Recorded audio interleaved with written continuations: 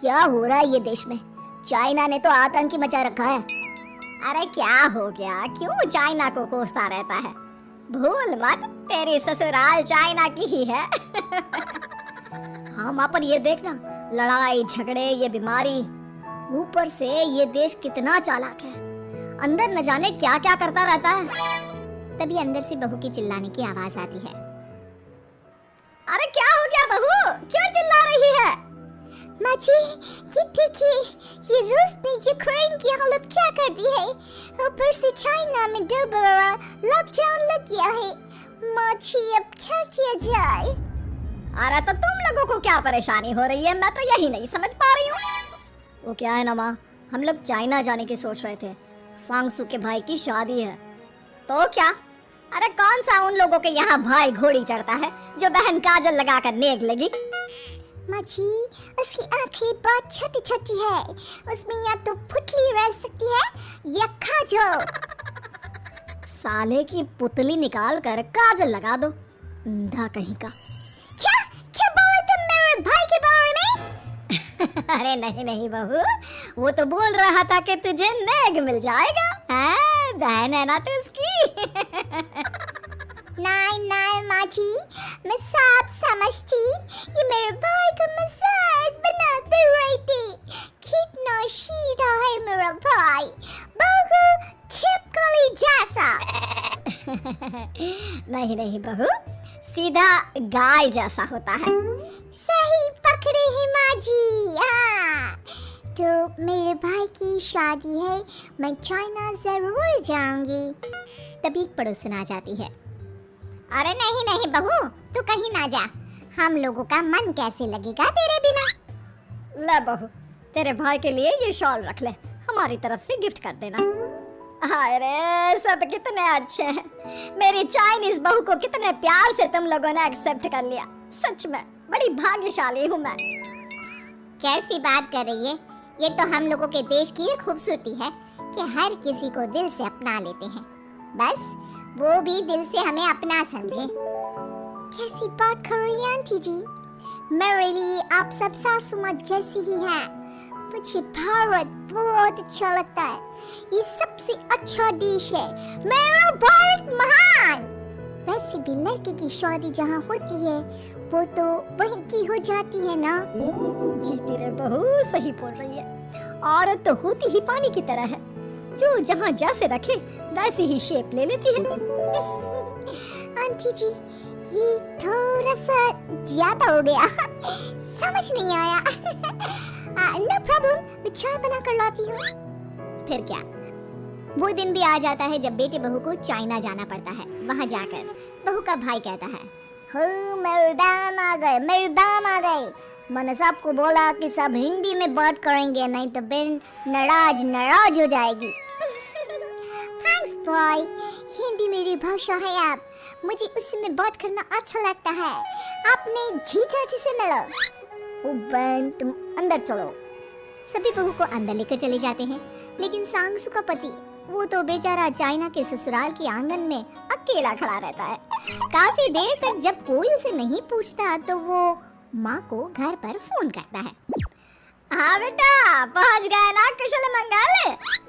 हाँ माँ, लेकिन सांगसू पता नहीं कहाँ है, वो तो अंदर गई है तब से बाहर आई ही नहीं। अरे कैसे बात कर रहा है? तो तू अंदर चला जा, तू बाहर क्यों है?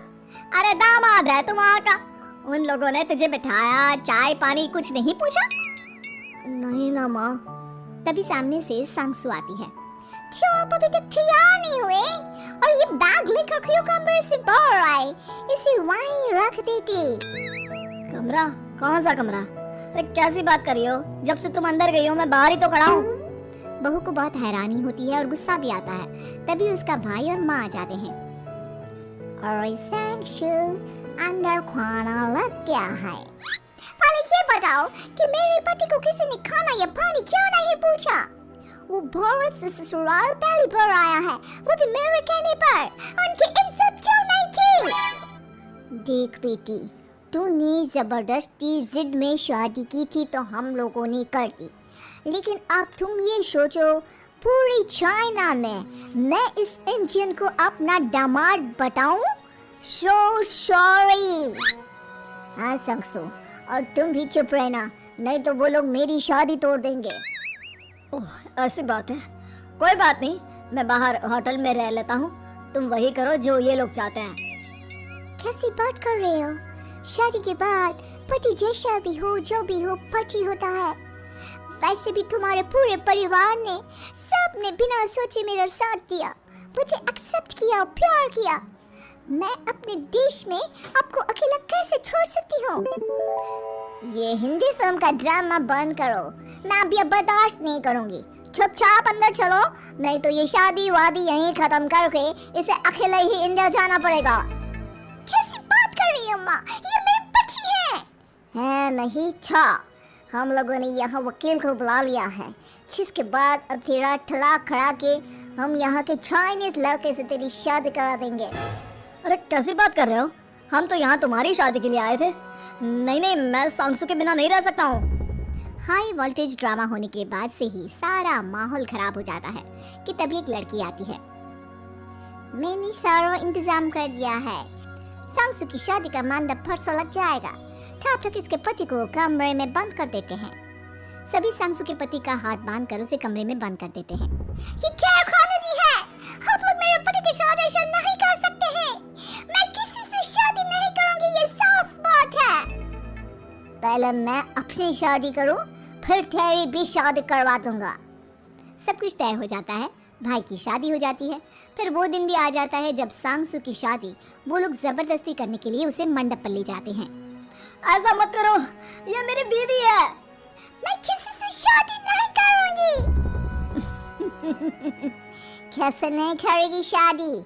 शादी तो तेरा बाप भी करेगा। हो, मैं करूंगा शादी।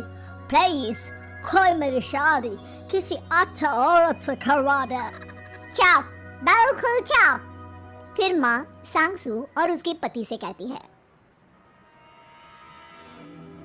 तुम लोगों का बच्चा मेरी कैद में है।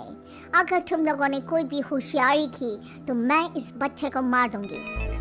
दोनों माँ का रूप देखकर हैरान हो जाते हैं। बच्चे की खातिर दोनों शांत हो जाते हैं और शादी की रस्में शुरू हो जाती है कि तभी सांसू की सास पुलिस के साथ आ जाती है।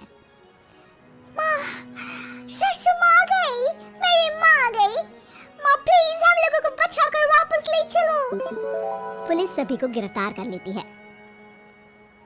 बेटी के बच्चे को मारने की धमकी तो कोई चुड़ैल ही दे सकती है। अरे तो ये चुड़ैल ही तो है। ये सही बोल रहे हैं, ये औरत किसी चुड़ैल से कम नहीं है। तभी उन लोगों का बच्चा भी आकर सांसू के गले लग जाता है। माँ, तू सही समय पर आ गई, लेकिन तुझे कैसे पता चला कि यहाँ ये सब हो रहा है? बेटा, ये चाइनीज लोग ना होते ही धोखेबाज हैं। इन लोगों पर मुझे भरोसा नहीं था, इसलिए मैंने तेरे फोन को हमेशा के लिए मेरे फोन से अटैच कर दिया था, जिससे तेरे आसपास होने वाली सारी बात मैं सुनती रहूं। उस दिन भी मेरी तेरी बात हो रही थी तो तेरा फोन ऑन था, मैं सब समझ गई थी।